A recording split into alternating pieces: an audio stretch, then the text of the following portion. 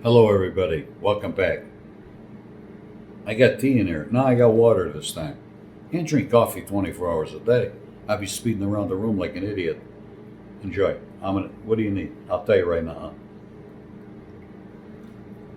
Go ahead, Adam. Shoot. Tony Spilotro as Yeah. an adult, okay? Pesci portrayed him in the movie Casino, and let's talk about what he was like as an adult. Tony being as an adult, Mm-hmm. he was a man. He was always a man, and he demanded respect. He dressed very nicely. Always dressed very nicely.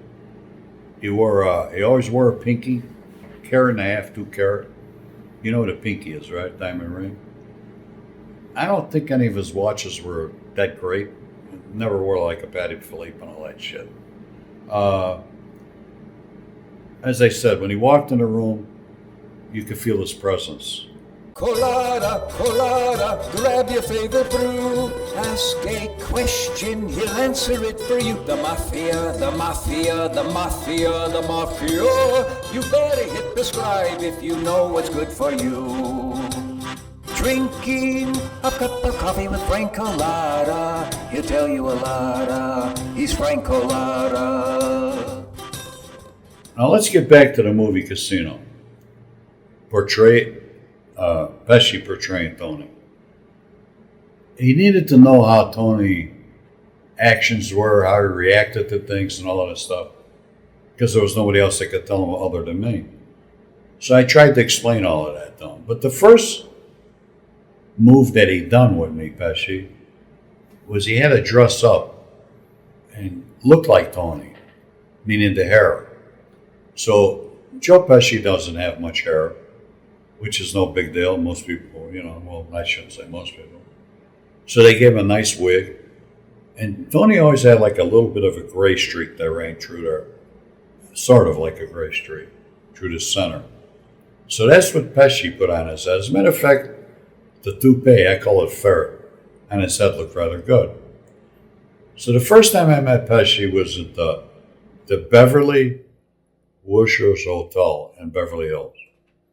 And he came in the room and he was dressed up like Tony. And the hair and the makeup and all of that shit. And he sat down right in front of me. And I'll act like him, he said. How do I look? How do I look? And I said, you look close to him, I said, your face is a little sharper looking, pointier. I said, yeah, but the hair and your actions, you're doing very well. Your hands aren't as big as Tony's. I said, you'll do well in the part. People aren't going to nitpick that much. And he said, did he use a lot of swear words? I said, no different than any other wise guy. But I guess that went over Pesci's head. And he used that word fuck maybe 350 sometimes, which I think he thinks is, when you say that word, you're a tough guy. And we got along. I could see he was very, very nervous around me. And in that room, De Niro was, Scorsese, Nick, Sharon Stone, and they were all a little nervous to be around me because of my reputation. Now, when I met him in the room, I had a fishing cap on my head. I was dressed like any Mickey Moe. But my presence in the room, my reputation, they'd seen a different light of me. So as we did the movie, I watched Pesci and I tried to correct him as many times as I can on his actions. One particular scene where you seen him opening up the door to his bedroom with the hands, that wasn't his hands. They had to use somebody else's hands. And the guy's name was Alfred Natoli, Joe Pesci's stand-in. He must have spent a whole day there with the hands because Pesci's hands were too little. That was going into Tony's bedroom where the safe was. That scene, I could tell you, that was funny, that they took that much time for a set of hands. And a few other scenes. When he killed Tamara Moran, that was sort of theatrical, rubbing her head. I said, you used the wrong caliber gun. Once I said that, Marty stopped the whole scene, and they reshot it. And they had to get a gun. It took half a day. But that's what they do. They closed down the set just for that stupid scene. And then he got a visitor on the set at that particular time. And I guess the guy didn't want to run into me. His name was Joey Cusimano. He was an associate at Tony's. It's a guy from New York, and Joe's from New York. So these guys, everybody's got to ask for permission to come on the set. So Marty came up to me, and he said to me, Frankie, Joe Pesci has a guest coming on the set, and he don't want to run into you. And he says, it wouldn't be a problem if you got off the set or took off for like an hour. I said, well, who is it, Marty? And he didn't want to say. I said, Marty, I have no problems running into anybody that Tony knew. He said, well, we just don't want an issue. I said, believe me, there won't be an issue. But out of respect for you, Marty, I'll be glad to leave the set for an hour or two, which I done. And when Joey Cusimano came on the set, he didn't go on the set where they were shooting the scene. He went to Joe Pesci's trailer. You know, they got them star trailers. And I didn't see him, nor did he see me. And then right after that, we shot that scene. And as I said in my book, Pesci or Tony didn't kill that woman. I put it in my book, The Rise and Fall of a Las Vegas Mobster Who Killed Her. And that's basically it. So he was, so he did a good job portraying him, but he overdid it with the swearing. Tony was, they portrayed him in the movie. He was very loving to his son, to his wife. He was a very loving father. And he, well, I can't say he was that loving to his wife because he cheated on her all the time. But Joe Pesci did the best he could do other than what Adam just said. But you know, it's Hollywood. You got to do that stuff, I guess. I tried to take out all the stuff right now, telling you. Now they're switching to the car. That's another thing. When Tony used to get a tail, Tony never drove in Vegas. He used to have this guy Sammy drive him around, or Herbie. I never drove him around because it would be like him driving. In his car, he'd use his car or their car. The reason being that the cops would pull you over. They check your insurance. They could pull your license. It was a lot of aggravation. So he used this guy, Sammy. I think his last name was Siegel, out of Florida or New York. And switching cars in the underground parking, you know, like Tony would say the cops were watching Tony leave his house. And he'd jump in the car and he'd go in the underground parking and switch cars. That wasn't Tony that used to do that. That was Joey Hansen. Joey Hansen lived in California on Redondo Beach. No, I think it was. Where that beach at over there? Anyways, in California. And he used to do that. As a matter of fact, it's quite funny. When I told the people about it, the California detectives found out about it. And they used following Tony as a training course with their new detectives. How you follow a gangster. And Joe used to go in the parking lot, switch cars, come out with another one. So it was Joey Hansen that used to do that. And that's it. Now you got the bottom story there. A lot of people ask if you saw Nancy ever after. Yes, that's a good question. By pure accident, I just moved to this town. And I had my witness protection name. And it was under my medication and shit. So I went to a pharmacy. It was further out, and they said they didn't have it. And I said, is there any chance that once you get it ready, you could send it via computer over to the one closer? And I named the street. And they said, no problem. So I remember this is under an alias. So I waited about a half hour. Now, you know, how long do you think it takes to hit a computer? Beep, beep, beep, beep. And it goes there, right? So I get there a half hour later, and it's not ready. And I complain. And I'm standing at the counter. I don't look around me. And I'm talking to the pharmacist. I said, well, I'll sit down here when you get ready. give me a call. As I turn around, I hear, Frank. Now, I know it's calling me, and I hesitate to turn. So eventually I turn around, and I see an older woman. Remember, a lot of years went by. And she's standing next to a guy that's sitting down. And believe it or not, he's got oxygen on. But he looks in bad shape. So I walk towards her without my eyes on her. And she says, you know who I am, Frank. And then, of course, I got to say something because I'm using a different name in the pharmacy. So I says, I think you got the wrong person. And she looks at me. She says, I know who you are. And I said, don't you know who I am? And I looked in her face, and there was Nancy Spilotro. And I said, Nancy, I said, what could I say? I said, I'm so sorry for the grief I've caused you, but I didn't cause your husband to get killed. She says, we know that. I know that. She says, Tony does not hate you for what you've done. And I looked at her. She says, he understood it. She says, as a matter of fact, he's right here with us now. Well, immediately I think this lady's a little off. And I said, well, if he's there, I want to give him my apology. I had to do what I had to do. You know what he's tried to do to me? And she says, yes, I know. And at that time, just about then, the pharmacy calls me. And I says, excuse me, Nancy. I go back and get my prescription. I go back there and we sit down. And I says, is there anything I could do for you? And she says, yes, there probably is. She says, I have to pick up my prescription, but I don't have enough money. I said, what are you short? She said, $300.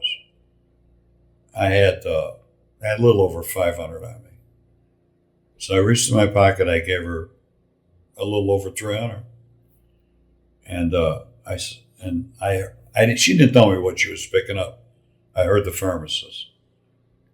And I said, Nancy, do you still live at that same address? She said, no, I live down the street from here. I bought another house. And she gave me her address. I says, are you still with your son, Vincent? She says, yes, I am. She says, I have no money. I collect unemployment. Social Security. I said, well, here's $300 and some dollars for your medicine. I said, what happened to that book? You could have wrote a book. And I heard they offered you $750,000. She said, at the time I turned it down because they were still looking for the killers. And our supposedly cousin, Joe Lombardo, my cousin, she said, set Tony up. I didn't hear that story, only from her. She says, I hate all them other efforts. She said, I lost $750,000. I said, well, I got a publisher that's published a book for me. He don't give you upfront money. I said, but I'll tell you what I could do. Being that you're so down on your luck, I'll see if he could give you a car. Maybe because he's in the car business. Maybe he could buy you a car. And that did. He did. He bought her a Ford, a Taurus. And he paid the first year insurance and the first 6 months from last year's car, license plate registration. And I talked to the publisher, and he said, yeah, they'll do a book.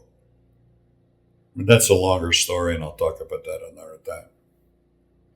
Did you ever see Vincent? Yes. When he used to call me on a regular basis after that. He was using a lot of drugs. As a matter of fact, the drug she picked up at the pharmacy was Oxycontin. And she'd get it through her pharmacy. And then she would sell it for supplementary money. Her and Vincent, they sell to everybody in their block that they live. And from what I understand, they even got burglarized. It's sad, man. a woman that had that much class and selling drugs, no money. Oh, it's sad. And that's the best I could do to her. When you said that you talked to Vincent, he started calling you on a regular basis? Well, we met because of that book, doing that book. And evidently, all the things he heard through the years, he could help his mother in telling the story. Now, how much Tony's going to talk to his wife about the things he done? Everything she talked about, she threw me into the picture. So 9 times out of 10, I was explaining the story. It wasn't my book. And I just didn't need to be in that position. And so then Vincent started talking to me. And he started calling me, and this kid was so paranoid. He would talk. He was getting screwed. I can mention the guy's name. They call it the mob experience. Him and his mother got in there for some reason about Tony. And I guess this guy, his name was Jay, screwed him out a lot of money. And according to Vincent. And he also, from what I heard, bought Vincent a truck. And Vincent went belly up in the truck. And then Vincent hid the truck in the garage. I mean, it was a disaster. And that's the story. And then Nancy, she wanted to work with me, but then I said to her, she's talking about you behind my back. And I can understand that. She called me a rat motherfucker. And she didn't know one day I was on the other side of the phone listening when she was talking to the publisher. I don't want to work with that rat mother effer. And I let it go. Come on. It's no big deal to me. Let her believe what she wants to believe. So I heard all these conversations. And that's basically it. Okay. So let's change the subject. Thank you. Okay. And let's talk a little bit more about Larry Neumann. What I want to know about is the other day you said that he hardly swore. He kept to himself when you guys sit in jail. He read everything. But he's a scary guy. He was a psycho, right? So I don't know if he was a psycho. He was borderline. He was a genius, that I could tell you. And from what I've learned in life, they're a step over from being nuts, a genius and a nut. Very, very bright man. But you could look in his eyes. You could tell with most people. I could read eyes. He had a short temper. Sooner than going through a word to word, he'd rather kill you, get it over with. That's the type of guy he was. So he didn't want to get into any confrontations with him like that. It didn't take him much, or it didn't take you much to tell him that you want to eliminate that guy, whatever. Female, dog, cat, he'd do it. That's just the way he was. He would justify it in his mind. He was not functioning on a normal basis, let's put it like that. You didn't want to be his enemy. did he swear a lot? Not very much. No. Yelling and he was just silent. He didn't. He was above. He swore like any man or any female, but that wasn't every other word out of his mouth. I was still educated. He was secure with his English. You know what I mean? Mm-hmm. Okay, so you told me a story once that somebody showed up late for a meeting. Leo or Ernie showed up late. Or I think you got that wrong. Okay. Late for a meeting.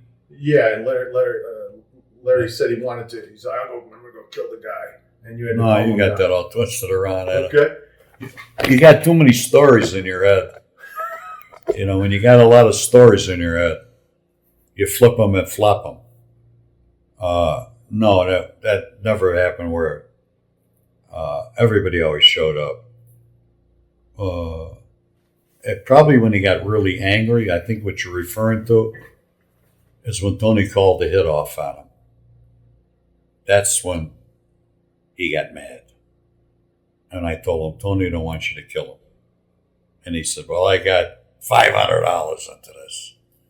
He said, and I don't like him. And I'm just going to do it. I said, you can't do it. Tony said, back off, forget about it. And he was like really mad. So he used a few chosen words for Ernie. But I actually believed, and I was right, that he wasn't going to get Ernie because of that, because the Tony was behind it. All right? So that's the story there. Adam, you got to start remembering what I said. Poor bastard. That's why we're recording these and making these. I want to know a little bit more about Larry. When you guys met in jail, how many? You said he killed people in the jail. How many people do you think Larry? Well, I never really kept a count because we don't do them things. But whenever I came out in the morning, I worked a graveyard. Most of the time, I worked a graveyard shift, and I was the only one that walked the floors. The guard would sit in the office. I could go in all the cells. They're all cycles up there. I could do what I wanted to do. So could Larry. So could any other nurse. There was 8 of us. When I came out in the morning, like I was done at night, so I go to my cell and everybody would come out and they'd do their little thing, all the nurses. There was 8 of us. Then I would go get my tray of food because they bring special food up for us guys. And there would be a wicker basket. There was always a wicker basket up there. It was an elevator. You couldn't go upstairs to get up. We were on the 2nd floor. And when that wicker basket was closed, that means there was a stiff in there. I just worked graveyard. I didn't know anybody who got killed that night. Well, automatically, it was taken for granted that Larry probably killed somebody, more than likely. And maybe sometimes there was natural causes people would die. So I would check the number of people, their names. We had a list of all the people. And it would say, what's his name died last night because he cut his throat, he cut his wrist. And I would know the reason why this gentleman or guy was in there. And the ones that I used to see were usually in there because they were pedophiles, baby rapers, I guess the same shit. And they were very bad people. And Larry didn't like them. There was no forgiveness. Now remember, when we committed these guys in the wards, they had their own cell. We give them paper clothes. And sometimes we put them in restraints or tie them in the bed. It depends how violent they were. And if they had glasses, we take their eyeglasses. Because they could use their eyeglasses, the lens that cut their wrist and throat. Or you could do it for them. And the cells were all clean in the morning when I walked by them. Like I said, I worked graveyard. It was two wings. One on the right, one on the left, and the center was a common room. So a nurse could get away with killing somebody up there easily without being caught. There was double doors leading to each cell. A solid wood door and a steel door, not a completely steel, bar doors would fold in. There was this much room in between 2 doors. You could go in between the doors, open up that. Only the nurses could. And go in there, take care of the business. It wasn't a nice place you want to spend a night. Okay. When you guys were doing that, you guys got to have your own. You had your own kitchen. You could make steaks. They bring you up food and stuff. Well, we didn't go that far in advance up there. Mm-hmm. That was a prison. We weren't getting steaks. Okay. We'd get lunch meats, salami, cheeses, regular coffee, and we had our own stove or a refrigerator. But we weren't getting steaks. It's too much for a guard. Everybody, contraband used to come in through the guards. How else you think it was going to come in? They would meet your connection on the street. Your connection would give money and the food. They would smuggle it on their body. So, not that any guard would tell on us if we had it. But you had to protect them too. I would rather eat lunch meat all day long. Salami, provolone, than have a steak once a week. Big deal. Sure. Okay. So, So Larry was a serial killer, you think? Potentially, yeah. Okay. Potentially. He was really educated, you said. What? He Yeah. was really educated. How did he speak? What was his... When he Very, talked to very. you? He was an educated. He spoke like a college guy. He didn't talk like a street guy. No. No. Okay. Okay. So he didn't have a harsh Chicago accent. No. In other words, he was a very well-spoken... I just wanted, because for this screenplay, Yeah. I don't know what the characters are really like, you know? Well, he spoke like he was upgraded in his English. I mean, there's words that I don't even know what they mean. And he knew what they meant. Psychiatry, psychologist, all of that shit. In jail, he worked for the psychologist, the psychiatrist. You can't be a dummy to sit in an office with this moron, this educated moron. And he used to communicate with these people. And he'd read these big, thick books. He was very intelligent. Didn't speak like a mug, not at all. It's interesting. Very, very frugal with his money. Very frugal. You know the paper towels you use? You know, you put your sandwiches on them. He would reuse them. He'd rinse them and reuse them. And he'd say, you know how much them goddamn things cost a roll? I say, Larry, $6. That's too much money. You could reuse them. He'd ring and put them on something. He dated a woman that worked at Albertsons. What do you think he called her? Alpha Beta. Albertsons. She was a cashier. She lived with him. Wow. I could never figure that one out. Never. Younger, older than him, this girl? I think about the same age. Okay. Nice looking woman. Short blonde hair. But he had way to talk to women. As a matter of fact, he even dated my ex-sister-in-law. Okay. I don't want to mention her name. Right. But he dated her too. He never got married? Not to my knowledge. Oh yeah. The Debbie. The one he killed them 2 people. Oh, Yeah. that's right. He was married. He was married there. In McHenry. Yeah. Right. So, before we wrap, Alan Dorfman, who killed Alan Dorfman? You know, actually, I can't really say. I could assume that it was Harry Ailerman and Butchie Petroselli. I could assume that. There may have been another guy. Because they were the active crew, the Wild Bunch. I could be wrong. I just don't know of anybody else that could have. It wasn't Tony, that I know. It wasn't Joe Lombardo, that I know. So it had to be somebody, you know, I'm thinking them 2 guys. Again, don't hold me to it. All right? I don't think anybody knows, really. Okay. All right, let's wrap.